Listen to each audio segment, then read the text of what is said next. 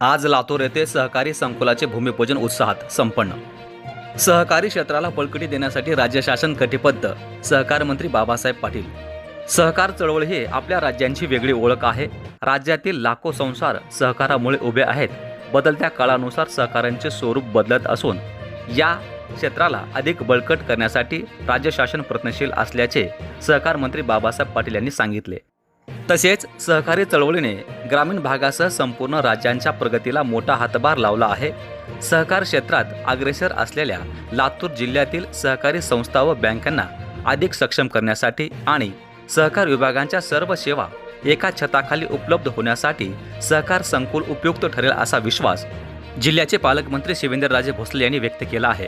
लातूर येथे सहकार संकुल इमारतीचे भूमिपूजन सहकार मंत्री बाबासाहेब पाटील यांच्या अध्यक्षतेखाली आणि लातूरचे पालकमंत्री शिवेंद्रराजे भोसले यांच्या हस्ते संपन्न झाले।